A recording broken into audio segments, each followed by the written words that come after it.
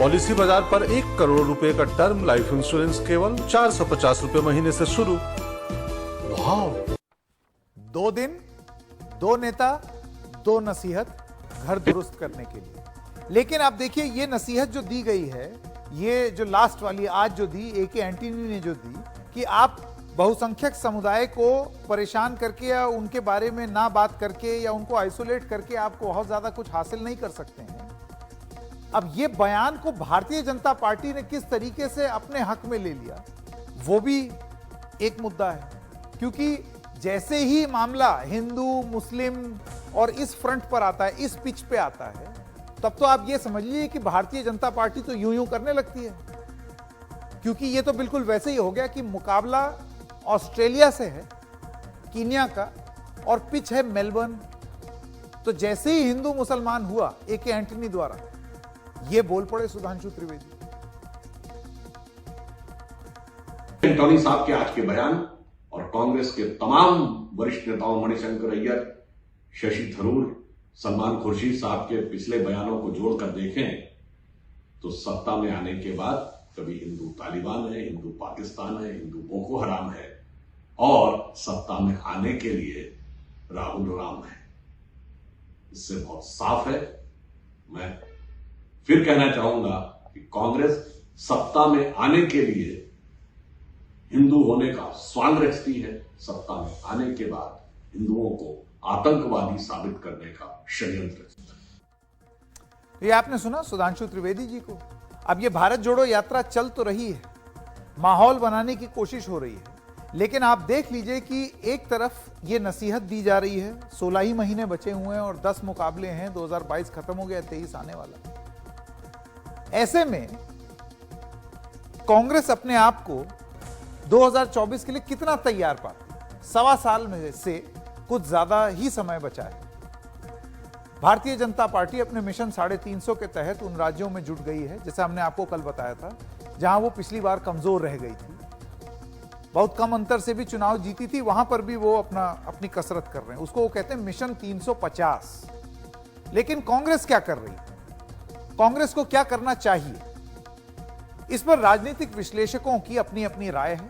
कांग्रेस की राजनीति पर करीब निगाह रखने वाले वरिष्ठ पत्रकार रशीद किदवई का क्या कहना है, आइए आपको सुनाते हैं। और साथ साथ आपको यह भी सुनाएंगे कि प्रोफेसर संजय कुमार, जो कि सीएसडीएस के हैं, सेफोलॉजिस्ट हैं, उनका क्या कहना है। आइए दोनों की बात सुनते हैं। चिदम्बरम जी के स्टेटमेंट को देखें या आप दूसरे किसी स्टेटमेंट को देखें, मुझे लगता है थोड़ा फैक्चुअली गलत है स्टेटमेंट। ये कहना कि कांग्रेस हिंदुओं का वोट नहीं मांग रही है या हिंदुओं को जोड़ने की बात नहीं कर रही है।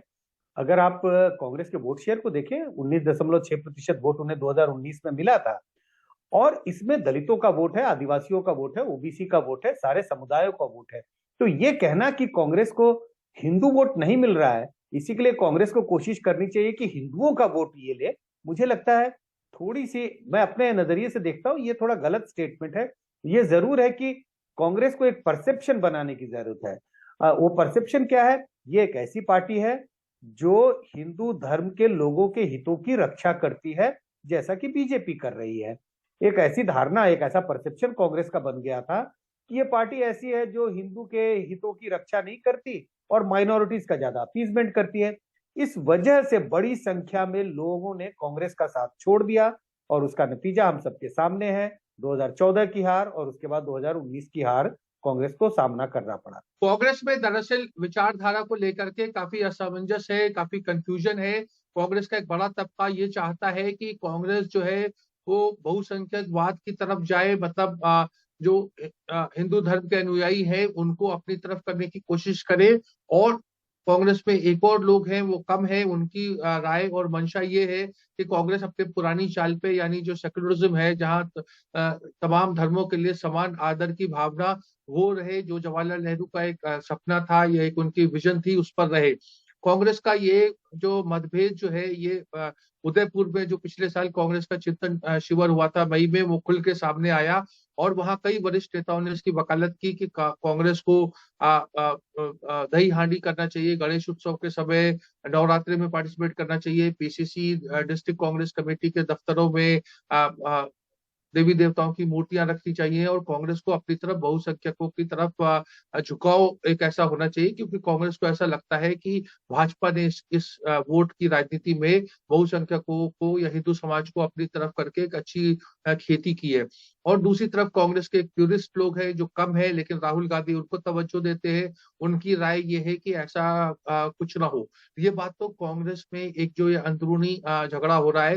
दरअसल कांग्रेस को ये चुनाव का जो वोट परसेंटेज होता है, इसको लेके कांग्रेस को हमेशा मलाल है कि क्या वजह है कि कांग्रेस ने इतना साल आजादी की लड़ाई में हिस्सा लिया और भारत के नवनिर्माण में उसका योगदान रहा, लेकिन उसके बावजूद जो देश के ब्राह्मण समाज है या राजपूत समाज है या जो ट्रेडिंग कम्युनिटी हम जिसे कहते हैं, वो लोग या कायस्थ समाज, तमाम लोग जो हैं वो कांग्रेस की तरफ क्यों कांग्रेस को छोड़ भाजपा की तरफ देख रहे हैं। और बहुत ज्यादा खासतौर से छत्तीसगढ़ के जो मुख्यमंत्री हैं भूपेश बघेल जी या राजस्थान के मुख्यमंत्री अशोक गहलोत ही खुल के ये बात कह चुके हैं कि हमें जो है हिंदू धर्म और उसकी मान्यताओं के प्रति आदर सम्मान और उसको एक पॉलिटिकली इस्तेमाल करना चाहिए। और ये बात कांग्रेस में चल रही है। ये तो एक बात रही। अब दूसरी बात आती है कि कांग्रेस और जो गैर भाजपा गैर एनडीए विपक्ष है उससे क्या नाता रिश्ता हो।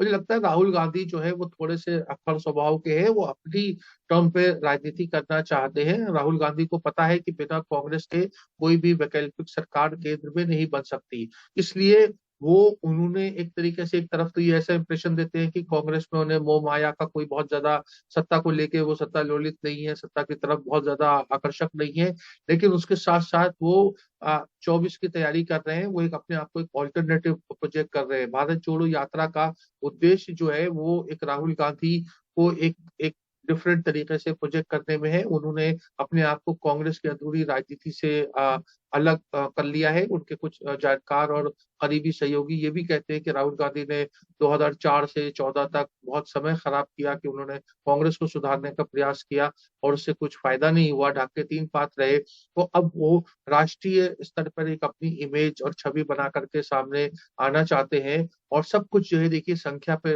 निर्भर करता है। अगर कांग्रेस 100 लोकसभा सीट ले आती है 2024 में, तो भाजपा के लिए बहुत सारी मुश्किलें होंगी, क्योंकि जो गैर भाजपा दल है वो भी सक्षम है कि 150 या उससे ज्यादा लोकसभा सीटें लाए।